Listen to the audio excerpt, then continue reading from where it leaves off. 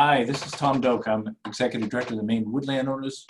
And this is our presentation called 10 Biggest Mistakes that Woodland Owners Make. This is a presentation that I put together for woodland owners based on the number of problems that we have seen and things we have helped people with. But first, a little bit about the organization. We've been around since 1975. Have about 3,000 members. We have members in 39 states. These are people that own land in Maine but live outside the state. So in addition to Maine residents, we help people who have land here but live elsewhere, have 10 chapters, and we work statewide.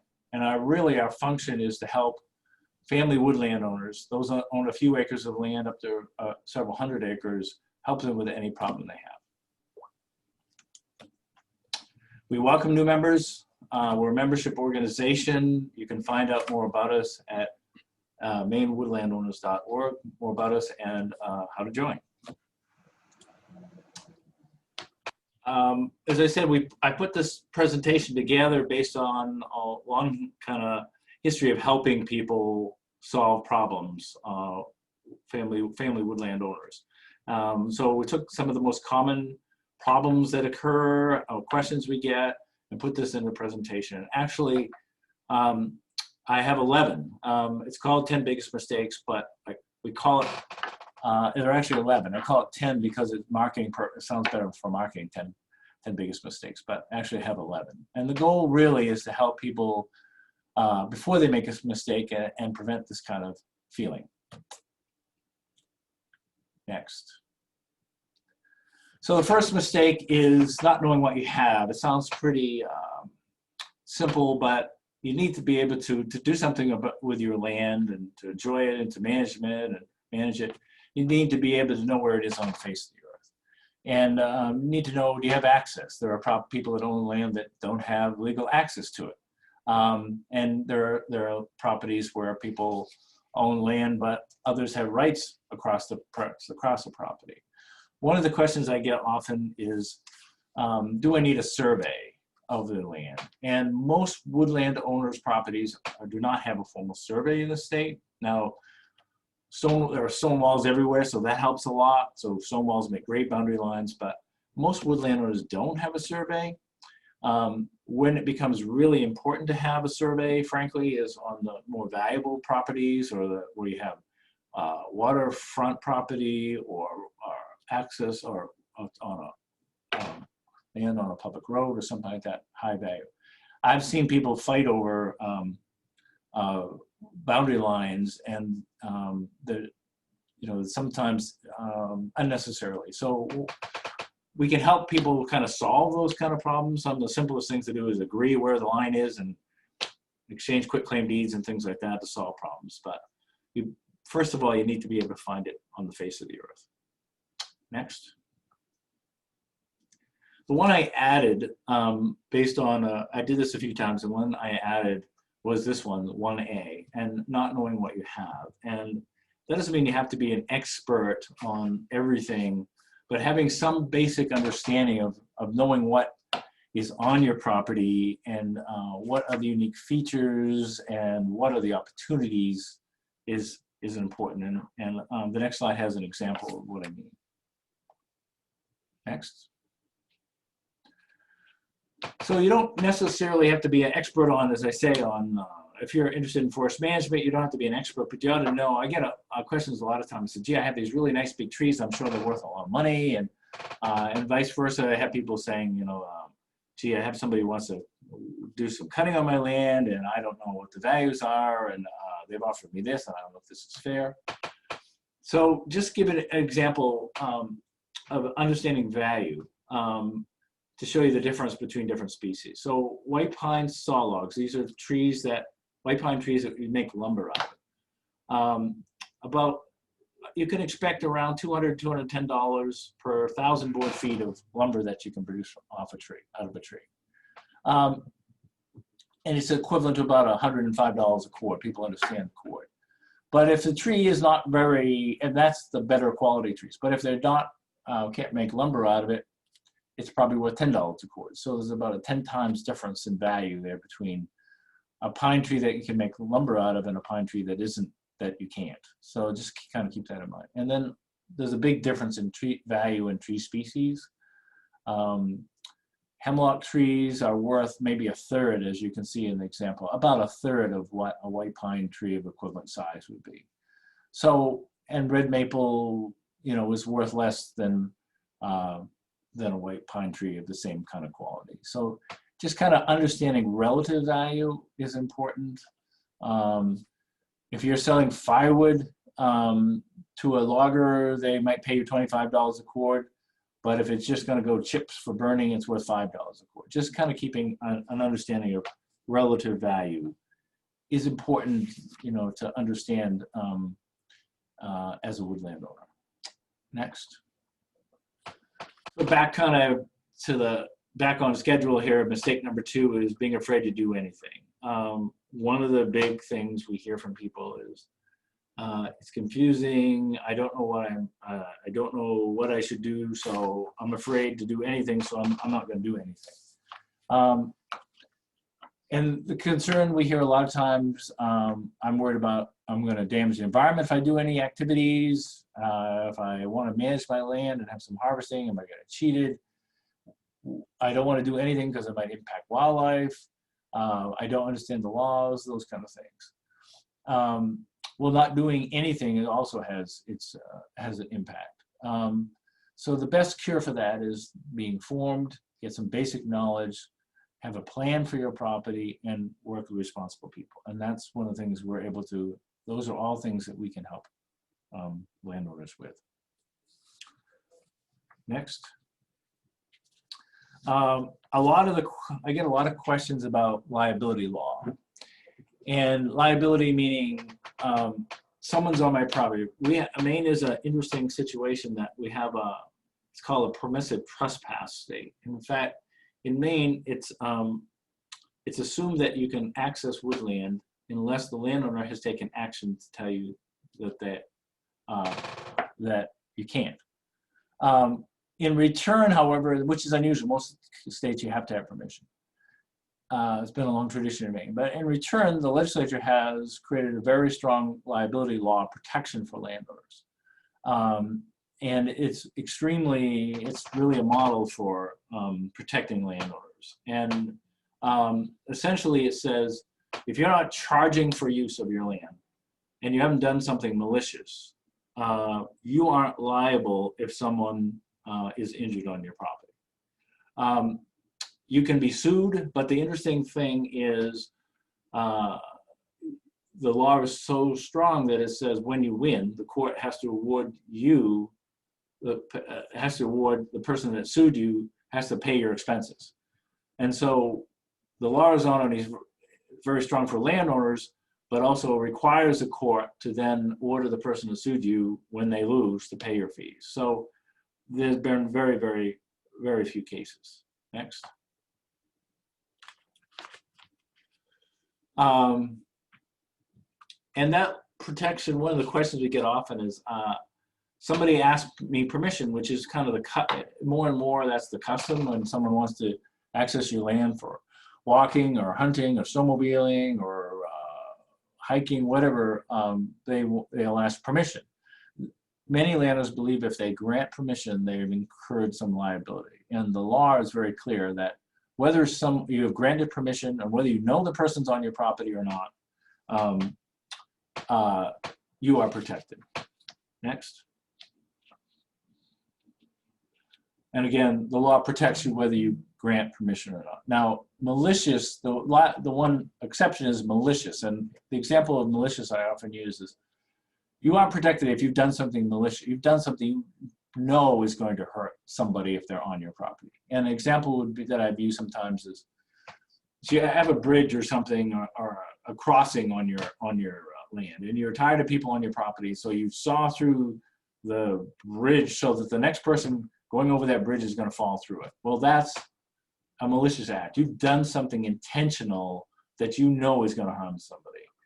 That is that's a malicious act, and if someone is injured that way, then you may have some liability. If it just simply wears out and they go through it, That's you're not.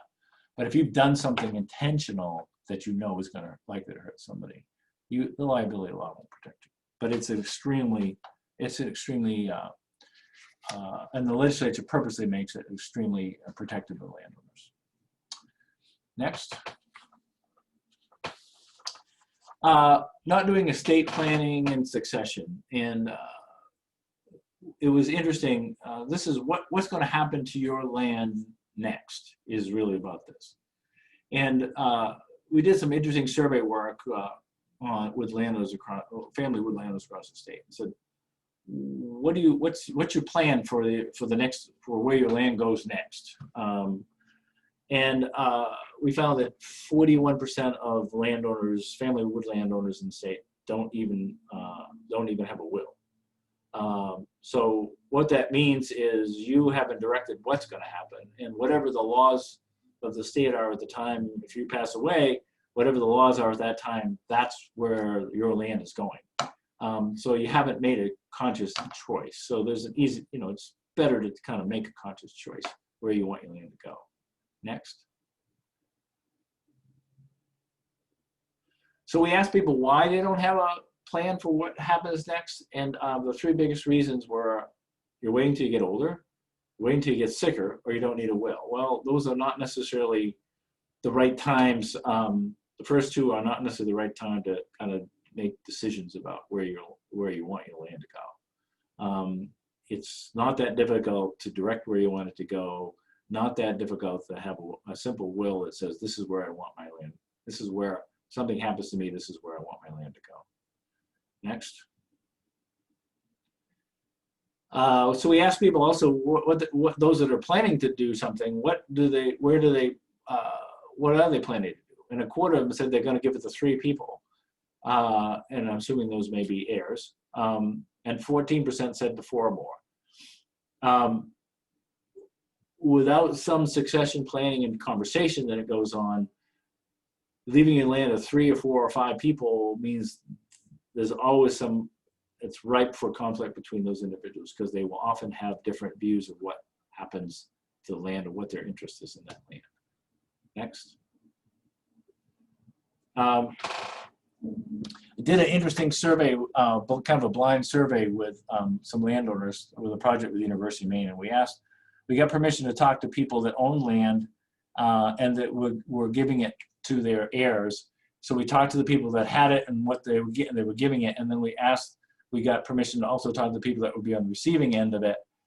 And we found some very, very different things between the two, that they didn't always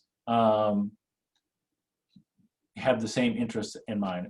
We promised not to tell the people that owned the land what the people that were going to be inheriting it, for example, thought of it, and we kept those separate. But we found some interesting things. So we found that 60% of them, the people that have the land, want the heirs to keep the land the same as it is. Next.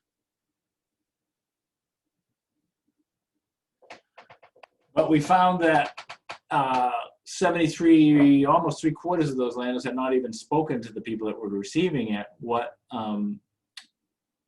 their wishes really were, and that only 1% of them, a very small number, had actually even put in writing about what they hoped what the heirs would hope, what they hope the heirs would do with the property. So it implies that you're leaving them in the dark.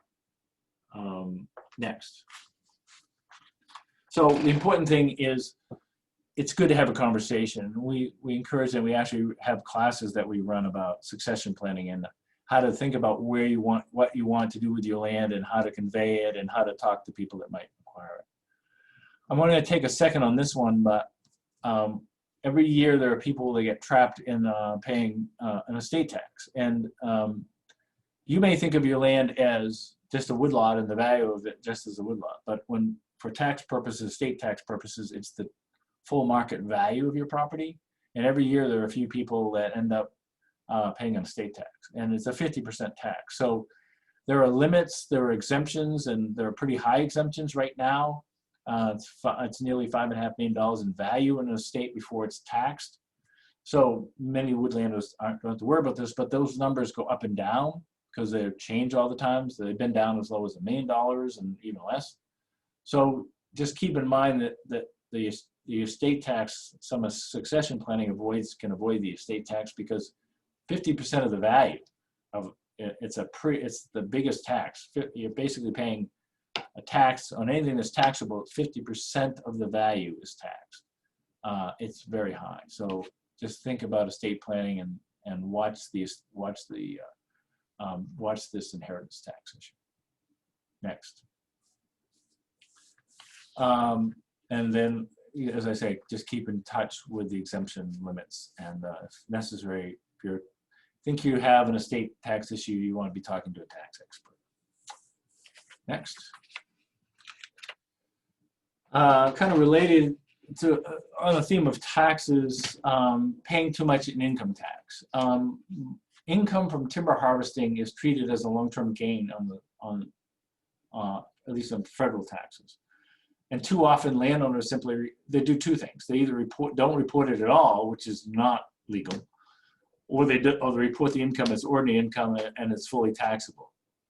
Under federal taxes, it is considered a long-term capital gain. You're only paying taxes on the actual gain on your on the timber value since you've owned it or acquired it. For Maine state taxes, it's considered ordinary income, but on federal taxes, it's long-term capital gain. Next. There are two, we run courses on taxes, and we have a tax expert that we consult with and actually does training for us in sessions to help landowners and can help individuals. But basically, you need to take the value of your land and divide it into timber, and woodland has land value and timber value, and you have to separate those two out for the purposes of establishing your capital gains treatment, and that's called your basis. I won't go into that, but that's something you would need to do or work with a tax consultant. Next. The other thing I'll say about that is, my experience is many accountants don't completely understand income tax and how to treat income from timber harvesting, and there are some experts in that, and often it's good to deal with someone who is an accountant that has experience on the timber side, because that not all accountants understand, frankly, how to handle income from timber harvesting. Number 6 mistake is not understanding the current use taxation programs. So I'm going to focus primarily on the Treacle tax law program, but there are actually 3 of them, and I'll briefly talk about 3. But current use taxation programs basically tax the land at its current value instead of its development value. There are big advantages to those because now the pro is you can often result in a significant savings in your property tax bill. The con is there are specific responsibilities that go with being in these programs, and if you don't comply with those, there are significant penalties involved. Next. I'm going to focus primarily on the Treacle tax law program because that's the biggest one, the one that most woodland owners are in. These are the basic requirements. You have to have 10 forested acres of forested land. You have to have 10 forested acres. You have to have a management plan prepared by a licensed forester that meets the standards. All foresters understand that. Every 10 years, you have to recertify to the municipality where your land is that you've got a plan and you're following it. And there's a significant penalty if you change your mind and want to take the land out of the program. So the land actually, the taxation actually runs with the land. So if you sell the land to somebody, that responsibility for the program continues into the next ownership. There's a penalty provision that is pretty significant. So it's understanding that penalty before you enroll in the program. Next. I just want to mention there's a different one, open space. The differences of this and tree growth. The state sets the value on the tree growth values, and the tax value in tree growth is somewhere between $300 and $450 an acre generally, as what the value of tax would be based on if you're in in the tree growth program. Probably the average value in Maine for forest land that's not in a current use taxation program for just run-of-the-mill woodland is probably at least $1,000 an acre. So you're probably saving, you know, half to 2/3 on your taxes, perhaps, if you're in the tree growth tax law program. But again, there are responsibilities for you. Open space is a little different. There's no minimum acreage, but you don't get a set rate. You get the determined, takes the full market value, and then you can reduce the taxes by percentages that you choose. So these are the categories you can choose, just to give you a bit. Open space is an alternative. You don't have to have a management plan. You don't have to recertify, but the benefit isn't as high for open space as tree growth. Next. Farmland is the smaller of the three. It's actually excellent if you can qualify.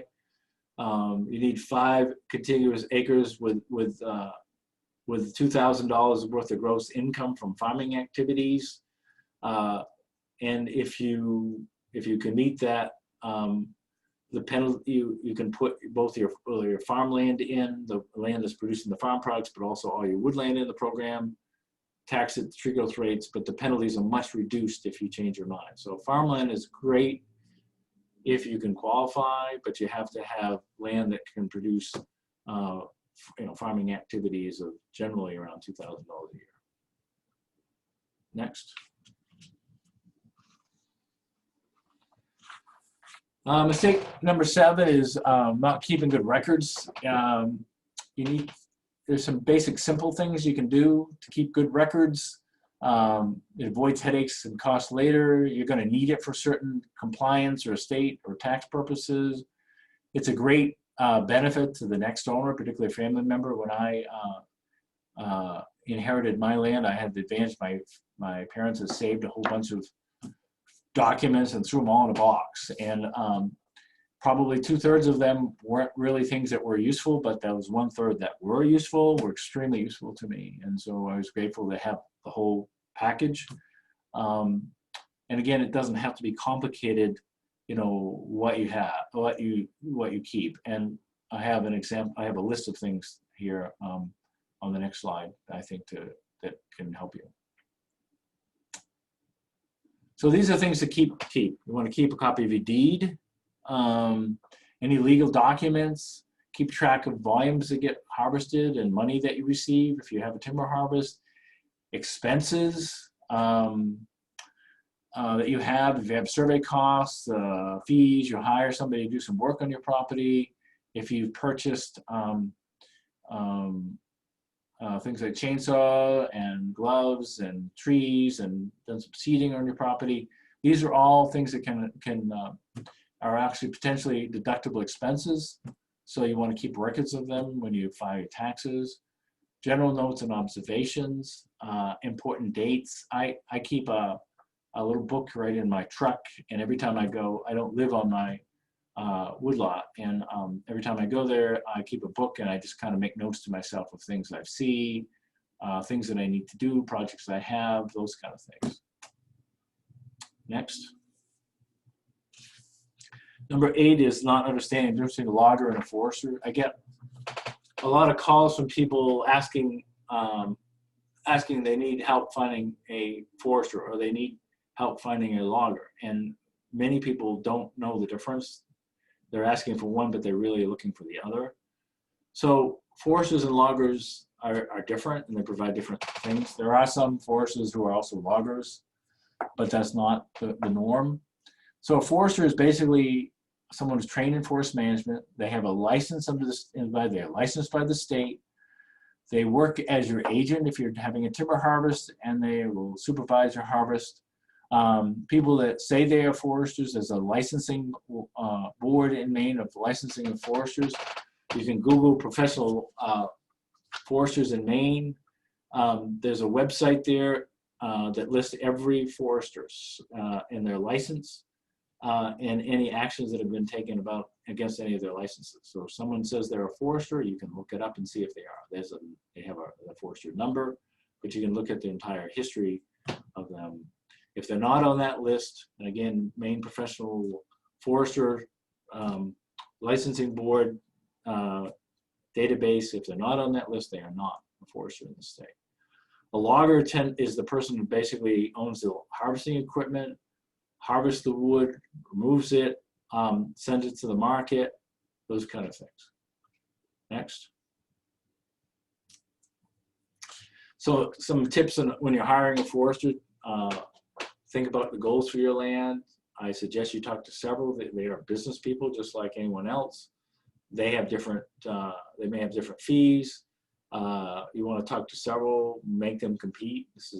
They're used to this. Check references. As I say, all foresters are licensed.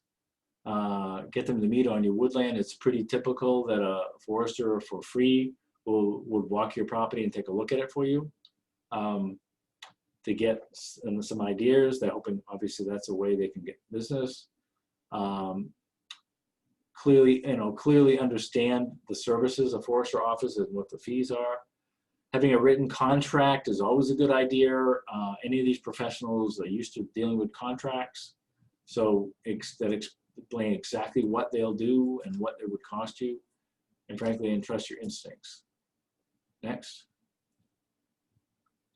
Same thing, here's a checklist for loggers. You want to check references, see how long they've been in business. What type of equipment do they use? There are different types of logging equipment for different type of situations. You want to understand what kind of logging equipment might be in play. Suggest you look at some of the sites they're working on. You'll always want to have a contract.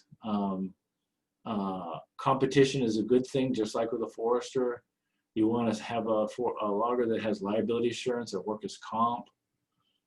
And one thing, talk about, don't deal with someone who calls or knocks on the door and says, gee, I could start right away. That's a big red flag, frankly. Most good loggers have work ahead of them quite some time, and they're busy, and the exception is that once in a while a really good logger will be working in your area, and they may be there right nearby, and they may be easy for them to move right from that current operation to you. That would be a benefit potentially to you if you're thinking about having a harvest and you've got a good logger there.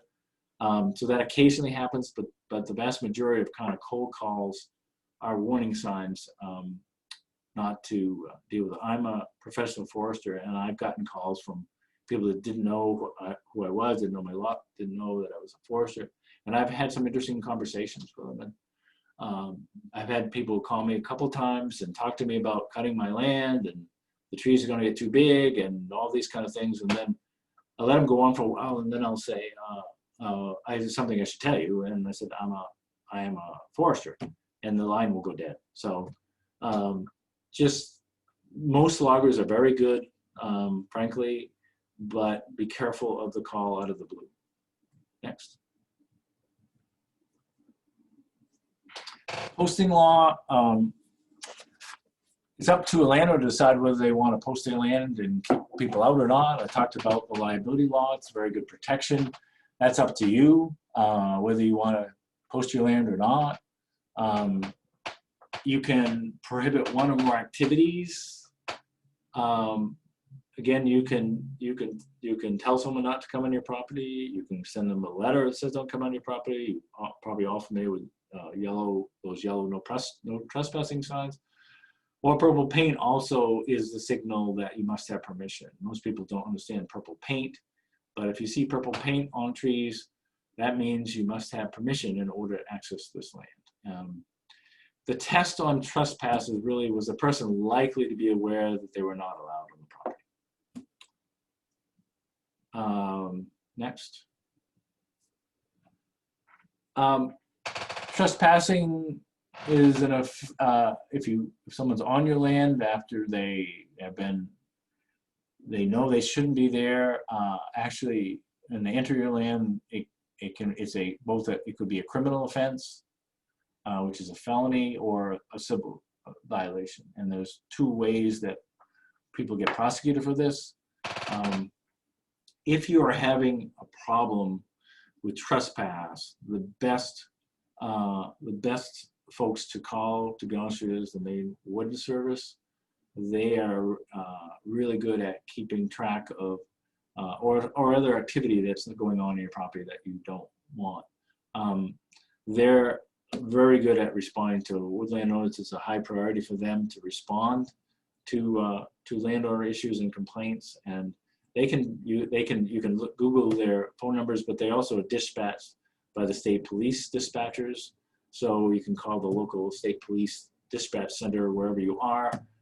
Those numbers are widely published, and you can Google them, and they will then get a Woodland Service in touch with you. But they're very good at responding. One of the questions I get about posting the land, and it's interesting. There are people that believe that if you put up a sign like "No trespassing," that means you can't go on your own land, or no hunting, that you can't hunt on your land, or no snowmobiling or ATVing, that you can't snowmobile or ATV on your land. That is absolutely untrue. The signs that are up there are for someone else, not for you. But I've had people argue with me on this one about, well, that want to use land, said, well, if the landowner puts that up, they can't do it either. And that is not correct. That does not apply to you. Next. So the last mistake is not staying informed and asking for help. The best thing you can do for yourself is really stay informed, some basic information. I mean, that's what we're all about, frankly. We're an educational organization. Our job, our whole mission is to help family woodland owners, these are the smaller owners of the state, with any problem they have. And it's best to just basically keeping some good information, but knowing where to ask for help and asking for help. Informed landowners simply make fewer mistakes and enjoy their land. And it ought to be fun and rewarding to own land, and understand that the decisions that are made on your land are yours to make largely, and you should, with a little bit of knowledge, owning land is a great pastime. With that, I have a list here of the next slide. Somebody goes over the whole list of the 11 mistake areas that people make, and so this is what all of them that we've talked about. And then the last slide has our contact information in it. So if you have a question or a comment, we're happy to help you. That's a toll-free number up there. But also, if you can, that's our website. You can go to our website. You can read about different things. We have a bunch of information there, and you can also email me or others directly from that website. So I'm pleased that you attended this session, and certainly send us a note or give us a call if we can help you. So thanks so much for listening, and as I said, we'd love to have you as a member, but please feel free to check out our website. Thank you.